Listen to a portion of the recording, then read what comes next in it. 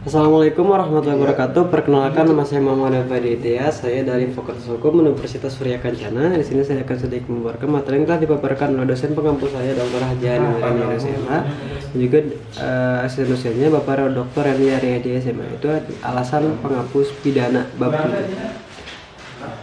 Apa itu alasan penghapus pidana? Yaitu alasan yang memungkinkan seorang melakukan perbuatan yang memenuhi rumusan delik tindak pidana tapi tidak dapat dipidana. Alasan seorang tidak dapat dipidana itu karena beberapa hal. Pertama, perbuatan yang memenuhi rumusan tindak pidana tidak merupakan tindak pidana karena tidak bersifat melawan hukum. Perbuatan tersebut tidak dapat dikualifikasi tindak pidana sehingga pelaku tidak dapat dimintai pertanggungjawaban karena tidak ada kesalahan. Atas dasar itulah doktrin atau ilmu hukum membedakan atas dasar pembenar dan alasan pemaaf. Alasan pembenar. Apa itu alasan pembenar? Yaitu alasan yang menyediakan sifat melawan hukum dari perbuatan sehingga menjadi perbuatan yang dibenarkan. Alasan pembenar terbagi dalam alasan pembenar umum terdiri dari budaya paksa atau keadaan darurat, yaitu diatur dalam pasal 48 KUHP. Yang kedua, bela paksa yang diatur dalam pasal 49 KUHP. Yang ketiga melaksanakan perintah undang-undang, diatur dalam pasal 50 KUHP. Yang keempat, perintah jabatan yang sah. Lalu kemudian ada alasan pembenar khusus, dari dokter dan para saksi yang menghadiri perkelahian tanding, pasal 186 ayat 1 KUHP. Yang kedua, pencemaran demi kepentingan umum atau karena terpaksa untuk membela diri, pasal 310 ayat 3 KUHP. Yang ketiga, yang dihina dengan putusan hakim yang menjadi tetap dinyatakan bersalah atas dasar yang dituduh, pasal 314 KUHP. Lalu ada alasan pembenar di luar undang-undang, yaitu hukum disiplin, yang kemudian dari orang tua atau guru, kewenangan jabatan dari dokter, apoteker, penyelidik ilmiah dan sebagainya. Yang ketiga, fungsi negatif dari sifat melawan hukum, material, negatif dan material. Misalnya Ares Hobirat tentang dokter hewan, junto putusan MA dengan Markus Effendi.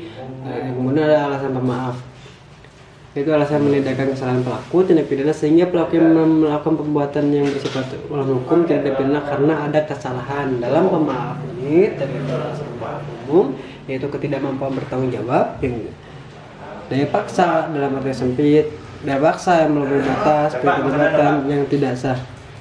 Alasan pemaaf khusus yaitu mempersiapkan, menarikan kembali diri untuk melakukan kejahatan, tidak melakukan kepada yang berwajib atau misalkan apabila ada kejahatan tertentu, pencurian antara suami dan istri, insubordinasi tidak jadi. Yang ketiga adalah alasan pemaaf di luar undang-undang, itu tidak ada kesalahan sama sekali, alasan penilaian pidana reputatif. Daya paksa.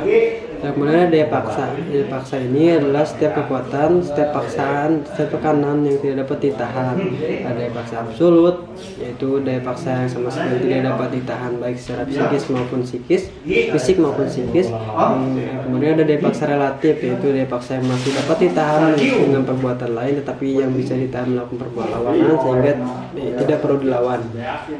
Daya paksa di bagian ini terbentuk yaitu pertengahan antara dua kepentingan, pertengahan antara kepentingan hukum, pertengahan antara dua kewajiban hukum, dan itu ketiga itu. Lalu kemudian ada bela paksa yaitu yang disebut alasan penghapus atau penilaian pidana salah satunya perbuatan tersebut terpaksa melakukan untuk pembelaan dengan perlu, perbuatan tersebut melakukan karena ada kesangan yang sekonyong-konyong atau meledak dan seketika juga. Yang ketiga, pembelaan itu hanya dapat dilakukan untuk kepentingan hukum yang ditentukan secara eliminatif, yaitu diri sendiri atau orang lain, kehormatan keasuhan sendiri atau orang lain, harta benda sendiri atau orang lain. Terpaksa melampaui batas, yaitu dalam pasal pasal KUHP, yaitu berupa melampaui batas pembelaan yang diperlukan. Pembelaan yang dilakukan sebagai akibat yang langsung dari guncangan jiwa yang hebat.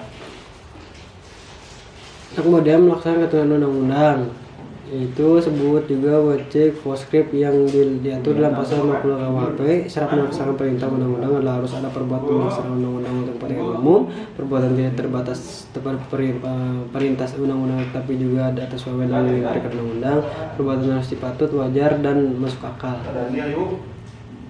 Dan kemudian ada melaksanakan perintah jabatan yang diatur dalam pasal 51 dan 51 ayat 1 ayat 2 KUHP. seorang yang melaksanakan perintah jabatan tidak yang sah, perbuatan dianggap tidak melawan hukum sehingga perbuatan tidak dapat dipidana. Dan alasan penghapusan undang-undang ini terdiri dari fungsi negatif melawan hukum dan tidak ada kesalahan sama sekali dengan menggunakan alasan yang benar, yaitu hukum, disiplin, persetujuan izin dari orang yang dirugikan, dan ketiga dengan menggunakan alasan pemaaf. Dan sekian yang bisa saya sampaikan, kurang lebihnya mohon dimaafkan. Wassalamualaikum warahmatullahi wabarakatuh.